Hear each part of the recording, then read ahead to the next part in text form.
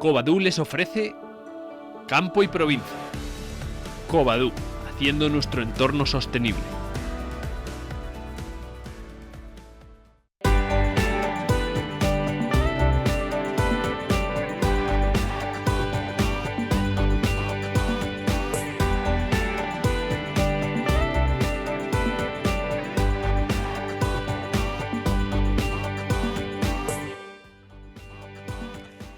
Saludos, buenas tardes, bienvenidos como cada martes, después de ese paréntesis de la Semana Santa, esta ventana que abrimos al campo y a la provincia.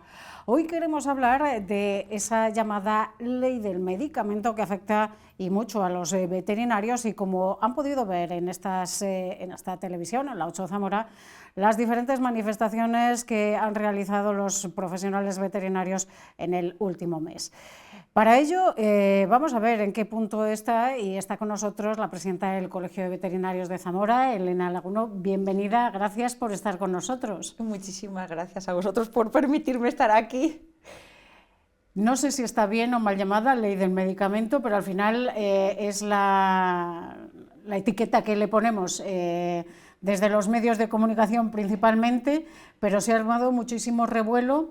Y lo que sí han comentado compañeros tuyos es que se ha armado el revuelo por una mascota, pero claro, la afectación está desde las mascotas hasta la última explotación, que tiene al final consecuencias infinitamente peores. Claro, se ha armado más revuelo porque las mascotas las consideramos como miembros de la familia. Entonces, si me tocan al miembro de la familia, protesto, pero si me tocan a la vaca, no protesto porque me puedo comer, o sea, puedo comer, por ejemplo, vegetales, ¿no? Esa es la diferencia, que cuando tenemos esa empatía por un animal que lo vemos que nos puede pasar a nosotros, es decir, tenemos mayor empatía por el perro que no por la vaca. O sea, es así, tristemente es así. Pero realmente este problema empezó en origen con este Real Decreto, el 666, que es un número ahí mágico, y los que primero protestaron fueron tanto los ganaderos como los veterinarios grandes animales. O sea, eso sí que no se nos puede olvidar, que ahí los primeros que protestaron fueron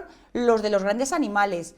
No se hizo tanto revuelo por eso mismo, porque las personas de a pie no empatizaron con las especies de grandes animales, pero sí empatizan con sus perros, sus gatos y sus mascotas, porque viven con ellos y son un miembro más de la familia.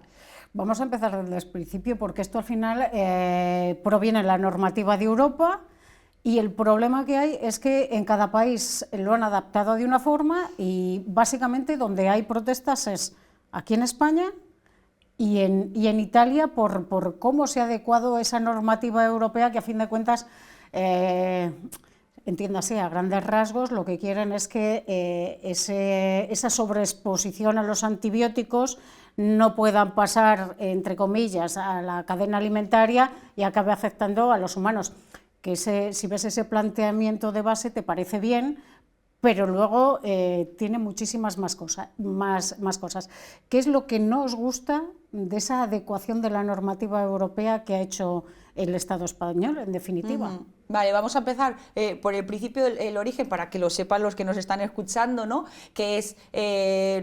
veían y analizaban que las resistencias antibacterianas por parte de los humanos iba creciendo cada vez más. Se hicieron estadísticas y vieron que si esas resistencias antibacterianas no se paraban, en el 2050 iba a ser la primera causa de muerte en Europa. O sea, ni el cáncer ni enfermedades metabólicas como las que ahora es la primera causa de muerte aquí en Europa.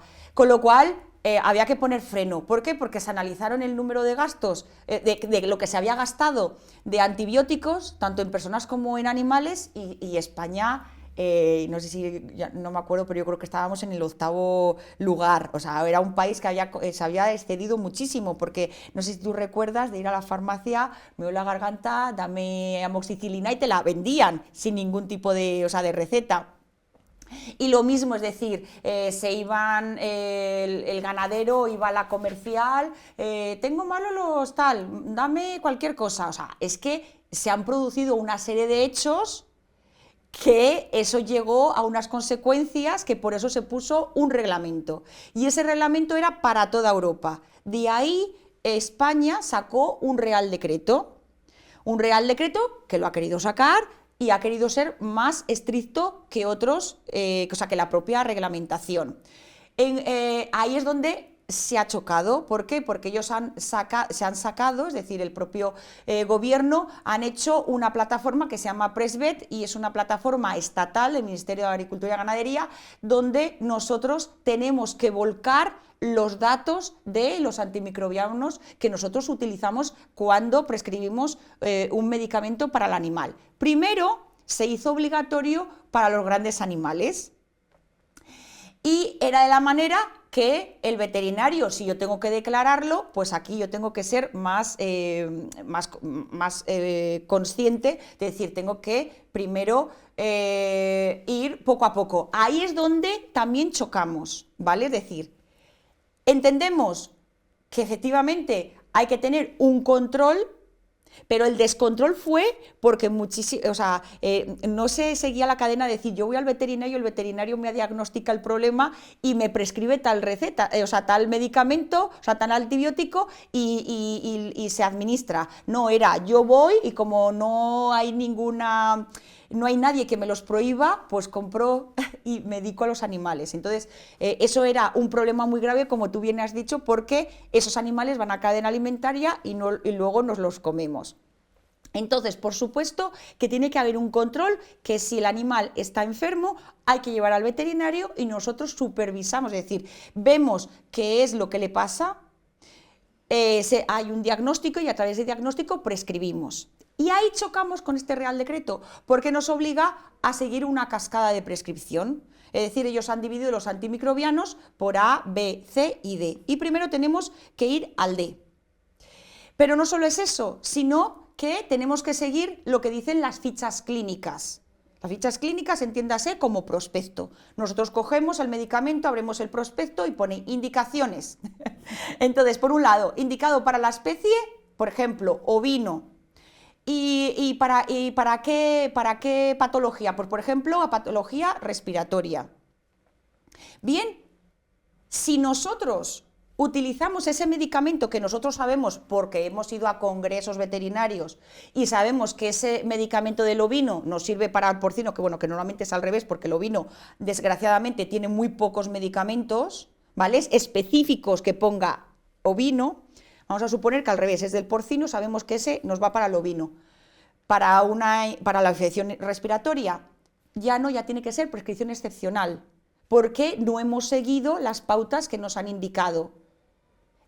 Tenemos que ser conscientes que la industria farmacéutica, cuando pone en el prospecto indicado para el bovino o el porcino, han tenido que invertir una serie de dinero para una serie de pruebas para saber que es indicado para esa especie y que puede tener estos efectos secundarios, etcétera, y así poner ese medicamento en el mercado legalmente.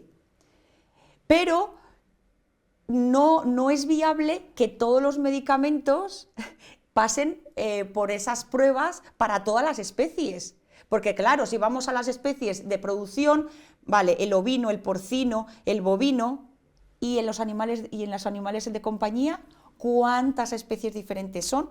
Un montón. Entonces ya fíjate que en los animales de producción, en el ovino, te digo que hay muy pocos medicamentos, específicos que pongan indicado, pero los veterinarios clínicos de ovino van a sus congresos, estudian y ahí es donde ven que efectivamente se pueden utilizar otros principios, otros medicamentos que están para otras especies y que también están indicados para el ovino. Pero como se tardan esas pruebas y a lo mejor económicamente no beneficia el tener, decir, pues este medicamento que sé que es para el ovino, a mí no me beneficia la propia industria farmacéutica porque no habría suficiente beneficio económico y se tardaría muchos años.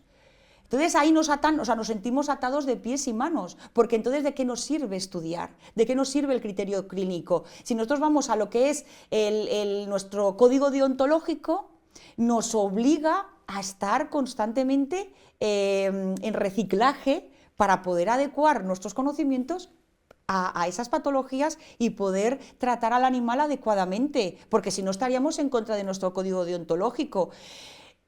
Somos nosotros los primeros interesados en que no se crean, en que no se puedan dar lugar a esas resistencias antibacterianas, porque se nos complica nuestro trabajo y sobre todo, ¿qué le vamos a decir luego al cliente o al ganadero o al tutor del animal? ¿Qué le vamos a decir? Que no sé, o sea, ya no tengo remedios para poderte tratar el animal. En los pequeños animales, que esta obligatoriedad de transmitir estos datos a Presvet, porque claro, vamos a pensar la comparativa entre humano y animales. Los humanos tienen que dar muy pocos datos, es decir, en una receta están los datos mínimos, pero no, en la de veterinaria están los datos del ganadero o los datos del tutor del animal y los datos nuestros, teléfono, email. Más luego hay que poner qué cantidad se le administra, cuánto tiempo, muchísimos datos que, por supuesto, se pierde muchísimo tiempo y que en humana no los hay. Es decir, las resistencias antibacterianas son tan peligrosas como para los humanos como para los animales. Entonces, ahí no entendemos por qué hay tantas exigencias. Sí que es importante en los animales los animales de producción que van a matadero, que son para que luego nos lo comamos nosotros, lo importante es lo que se denomina tiempo de espera. Tiempo de espera significa que si ese animal está enfermo y lo llevo y el veterinario viene, lo ve y dice, pues tiene esta patología y se le va a dar este antibiótico. Y este antibiótico, el tiempo de espera son 28 días. ¿Qué significa? Que desde que inyectamos al animal el medicamento, tenemos que esperar 28 días hasta que ese medicamento desaparece en sangre. Y a partir de ahí ya se pueden mandar a matadero, porque si lo llevamos antes, esos residuos, todavía ese antibiótico anda pululando por el cuerpo del animal y si nosotros lo sacrificamos al animal y lo comemos, esos antibióticos pasarían a nuestro cuerpo. Entonces ahí sí que es importante el ver que esos tiempos de espera se cumplen. No sé en qué casos tenéis que hacer, porque se ha hablado también que hay en determinados casos que tenéis que hacer un cultivo previo, que es cuando habéis protestado mucho, sobre todo por los casos de urgencia, que no hay opción a hacerlos. Sí, volvemos otra vez al criterio científico, la evidencia científica y nuestro criterio clínico. Es decir, nosotros tenemos una serie de conocimientos, hemos ido a congresos, hemos estado estudiando muchísimo y estamos siguiendo estudiando. ¿Para qué? Porque vemos que si sabemos esa patología para esa especie animal y sabemos que los antibióticos de la clasificación D no funcionan, ni de la C, pues a lo mejor hay que ir a la B y ahí es donde se necesitan ese antibiograma. Ese antibiograma que es el que justifica que es verdad que está indicado ese antibiótico, pero muchas veces hay que esperar 10 o 15 días a que te dan los resultados del antibiograma. Haciendo un símil, es como si yo voy con dolor de garganta al médico y primero me hacen un cultivo y me dan el resultado a los 10 días. Claro, Sería entonces así, mientras, ¿no? te digo, pues te doy la amoxicilina. ¿Por qué? Porque está en la D, ¿no? En esa está permitida. Pues ahí te estoy dando, ¿para qué te doy amoxicilina si sé que la amoxicilina no te va a hacer nada? Entonces ya ahí se pueden crear también resistencias antibacterianas. Por eso no comprendemos que si el objetivo de este Real Decreto es ir en contra de las resistencias antibacterianas, están fomentando, pues, en cierto modo, que aplicar una serie de antibióticos que tú sabes que no van a ser efectivos y por lo tanto van a fomentar esas resistencias antibacterianas. También hay cambios a la hora de adquirir los medicamentos. Ahora no hay que ir obligatoriamente a farmacia. Sí, lo único que el veterinario puede hacer es lo que se llama la cesión. La cesión es que en un momento dado de urgencia, como máximo, si no recuerdo mal en la legislación, son 48 horas, te puede dar para 48 horas la medicación que necesite el animal. ¿Cuál es el problema que hay con las farmacias? O sea, nosotros no tenemos ningún problema con los farmacéuticos, eso que quede constancia. Y además que yo aquí me llevo súper bien con la presidenta del Colegio de Farmacéuticos. Una farmacia no puede abastecerse de un montón de medicamentos diferentes de diferentes especies. Esa es una de las cosas. Otro de los problemas es que los envases que vienen, que van a la farmacia, son unos envases muy grandes. O sea, grandes me refiero que tienen muchas más pastillas, vamos a llamarlo así, más pastillas o más comprimidos de lo que necesita el animal. Por ejemplo, vamos a suponer doxiciclina, un envase de 100 comprimidos. ¿Y qué hace, qué hacemos con el resto que sobra? ¿Qué hace el tutor del animal? No tenemos control sobre lo que hace, o sea, le hacemos gastar porque eso se traduce en una gran cantidad de dinero, se le hace gastar gran cantidad de dinero, pero luego le sobran comprimidos, ¿y qué va a hacer? ¿Se lo va a decir a dar el vecino cuando el perro del vecino con similares síntomas diga, pues a esto le funcionó al perro, te lo voy a dar para ti, o lo tiro por el váter, yo qué sé, no sabemos? Entonces, si otra de los objetivos de este Real Decreto es el respetar el medio ambiente, aquí no lo estamos respetando porque no sabemos qué se va a hacer con lo que sobra, porque los envases no están adecuados. Entonces, yo sé que ahora la industria farmacéutica quiere acoplarse o quiere adaptarse a una serie de formatos en las cuales se puedan, si necesitas 20 pastillas, pues 20 pastillas, o sea, lo que se llaman envases fraccionables. Pero hasta que eso ocurra no lo sabemos. Y luego volvemos al tema que yo te hablaba antes, las especies. ¿De acuerdo? Vamos a suponer que tenemos una enfermedad de un ácaro del oído de los perros. Ahora mismo hay, para ese mismo ácaro, sí que hay para la especie canina o 2 medicamentos específicos para el perro, pero no lo hay para el gato. ¿Qué pasa? ¿Que no existe esa enfermedad para el gato? Sí que existe, pero no están los medicamentos donde ponga indicado especie felina, tratamiento para el tipo de este ácaro. Y ese es el problema con lo que chocamos. Entonces, lo que nosotros pedimos es que hasta que la industria farmacéutica se adapte a las necesidades que hay, si se puede adaptar, que nos permitan ceder esa medicación para el tratamiento completo, porque es como si nosotros vamos al médico y nos dicen, el médico, por supuesto que no nos vende el medicamento, pero dice, vamos a la farmacia, no, pues aquí no lo tenemos, vamos a la otra, no, pues aquí tampoco, vamos a la otra, no, pues aquí tampoco, pero es que vivimos en Zamora Capital, donde hay un montón de farmacias, pero si vamos y ya nos cuesta encontrarlo. Te estaba hablando de esto mismo extrapolado a los humanos. ¿Cómo decirte? Iba a decir una palabra vulgar, pero no lo digo. Nos recordaríamos mucho, o sea, nos acordaríamos mucho del médico cada vez que íbamos a la farmacia y no encontrásemos ese medicamento, ¿de acuerdo? Pues lo mismo nos pasa con los tutores de los animales, se acuerdan mucho de nosotros los veterinarios cuando van a la farmacia y le dicen no lo tenemos.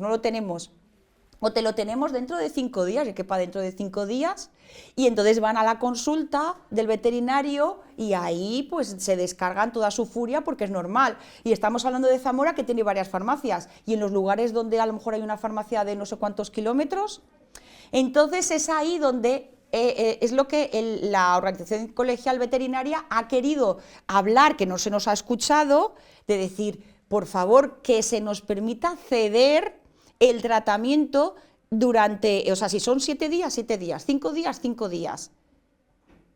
Que ese medicamento lo hay en la farmacia, pues nosotros estupendo, si nosotros no somos los interesados en tener un montón de medicamentos en nuestra farmacia, o sea, en nuestra clínica veterinaria, porque nosotros no somos farmacias. Lo que nosotros queremos es que ese animal no pierda la vida, que ese animal no se cronifique o no esté sufriendo, porque si ahora velamos por el bienestar animal, esto no es bienestar animal. Porque sufre el animal y sufren los tutores de ver que ese animal está mal, y lo mismo estamos en las especies de producción. Eso también pasa. Además, estáis expuestos a sanciones importantes y ya ha habido alguna. Sí, el En eso sí que hemos conseguido reducciones porque eran desproporcionadas.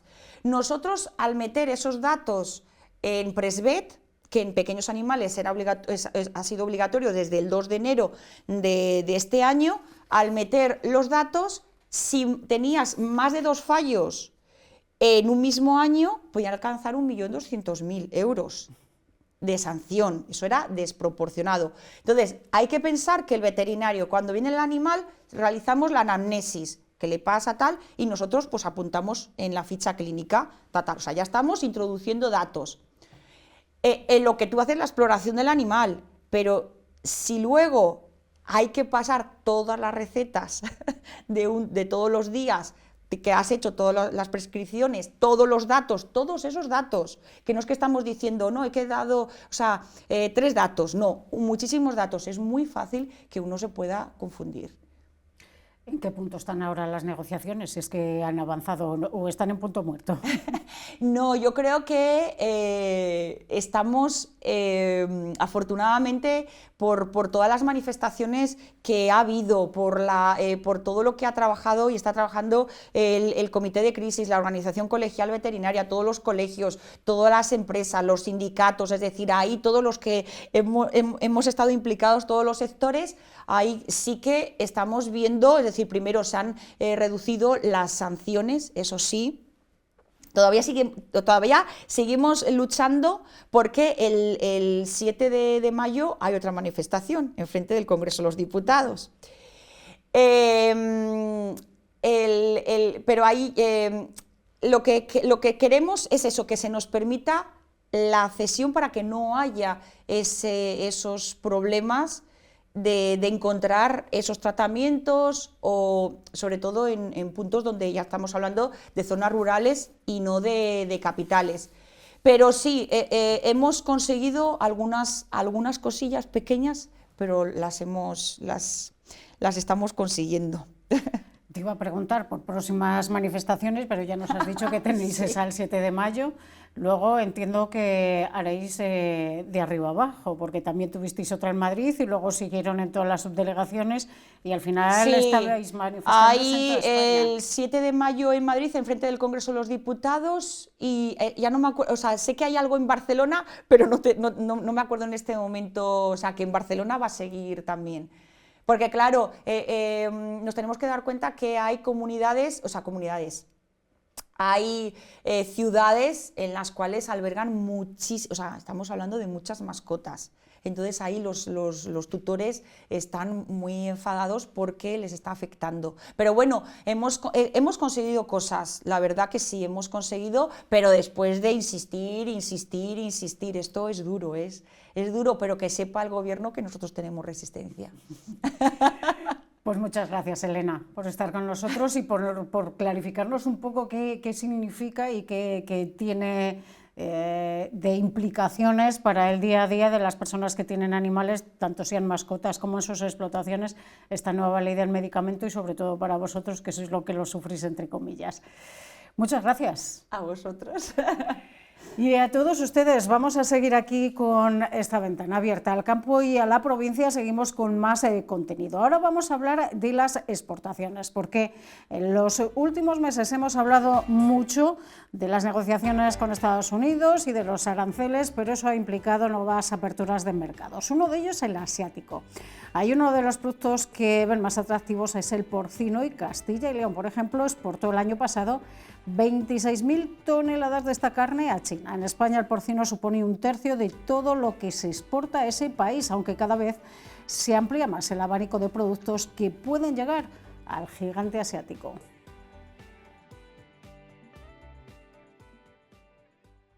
Es el producto estrella de nuestras exportaciones agroalimentarias. La carne de porcino lidera las ventas a China y ahora da un paso más con la firma del nuevo acuerdo. Tenemos que exportar más del 50% de lo que producimos y una de las zonas de destino es el sudeste asiático. El acuerdo permitirá ampliar el catálogo de productos autorizados. Puede ser también la punta de lanza para que afiancemos otros productos como pueden ser el jamón curado. O los estómagos, una pieza muy valorada en la cocina tradicional china, donde se utiliza para caldos, guisos y platos típicos como el hot pot. Es una demanda que ya venía haciendo el sector desde hace tiempo porque amplía nuestro portfolio a la hora de exportar más productos, afianza de alguna manera esas relaciones comerciales entre dos bloques y mejora, yo creo, que esas relaciones institucionales de cara pues, a que las empresas españolas pueden tener allí mayor relevancia. Aunque en 2021 se tocó techo, desde entonces las ventas a terceros países se han moderado, pero China sigue siendo el principal destino fuera de la Unión Europea.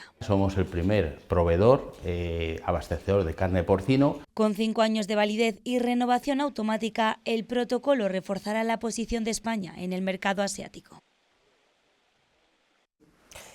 Y estamos aquí de regreso, eso sí, antes de irnos, como siempre, repasamos las cotizaciones de la lonja de Zamora celebrada hoy.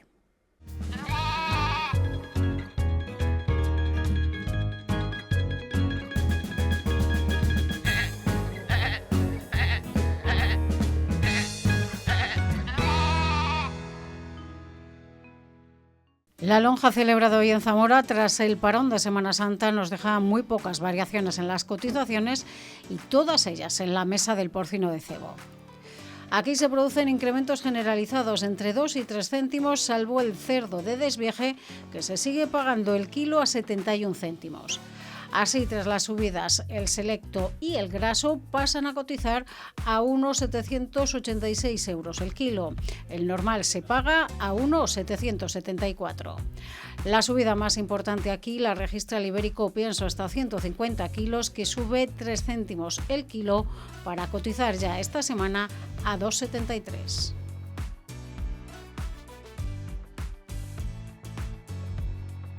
No hay cambios en los lechones, que mantienen las cotizaciones de hace 15 días.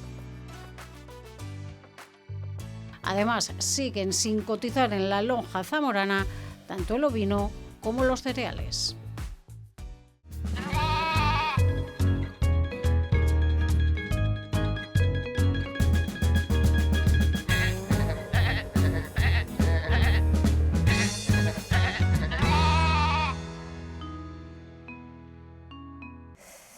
Y ahora sí, cerramos la ventana al campo y a la provincia. Les deseamos una feliz semana. Ya saben que, como siempre, volvemos dentro de 7 días. Adiós.